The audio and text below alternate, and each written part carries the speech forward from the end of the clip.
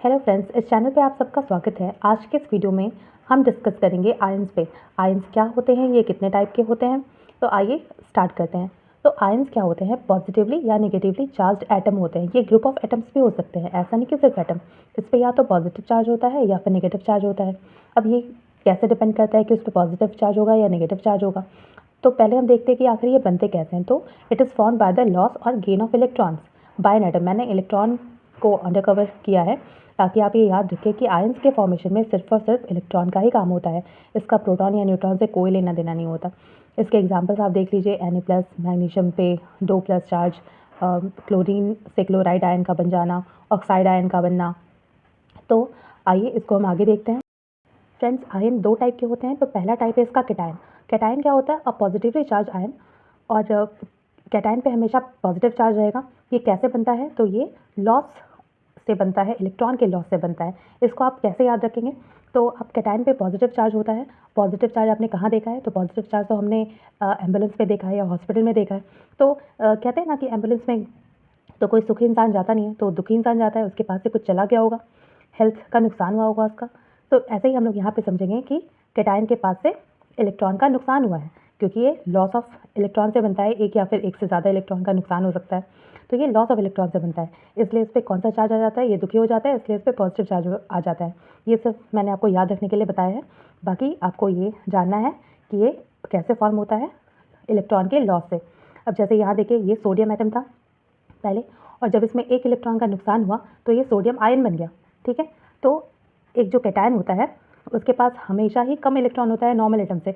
वो कैसे? अब जैसे पहले ये, अच्छा चलिए इसको हम लोग एग्जाम्पल से समझते हैं। यहाँ देखिए, ये Na एटम है, सोडियम एटम, जिसमें ये इलेक्ट्रिकली न्यूट्रल है। इसमें प्रोटॉन और इलेक्ट्रॉन का नंबर बराबर है, 11-11 है ना।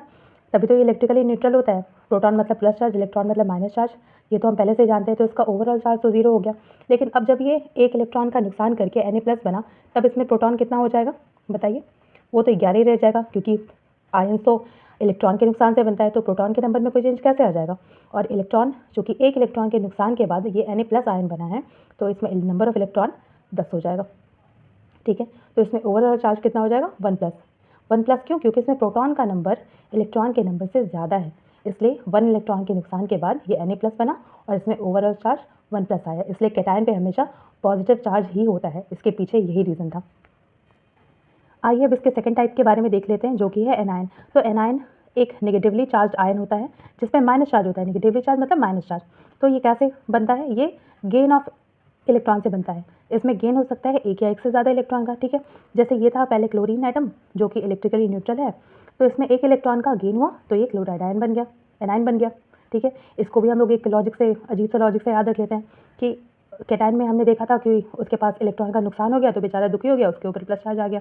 इसमें हम लोग ऐसे याद रखेंगे कि इसको कुछ मिला है, इसलिए ये खुश है, स्माइल कर रहा है, ये ऐसे करके स्माइल कर रहा है। ठीक है, तो एनायन में इलेक्ट्रॉन का गेन होता है। ठीक है, एक एनायन के पास, चूँकि इसमें गेन होता है इलेक्ट्रॉन का, इसलिए इसके पास हमेशा ही इलेक्ट्रॉन ज़्यादा होगा नॉर्मल एटम से। जैसे इसको भी हम लोग एग्जाम्पल से समझते हैं। ये देखिए, ये पहले क्लोराइड था, ये इलेक्ट्रिकली न्यूट्रल था ये।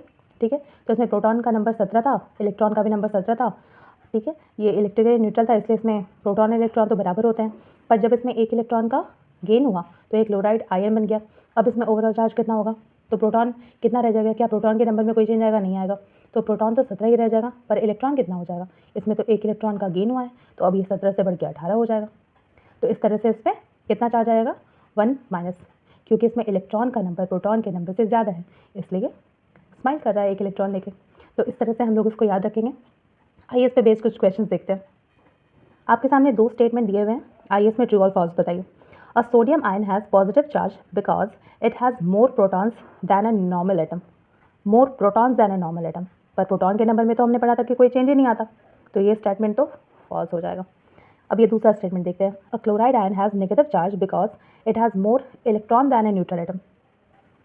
आपको क्या लगता है इसका क्या आंसर होना चाहिए? प्लीज़ कमेंट में ज़रूर बताएं।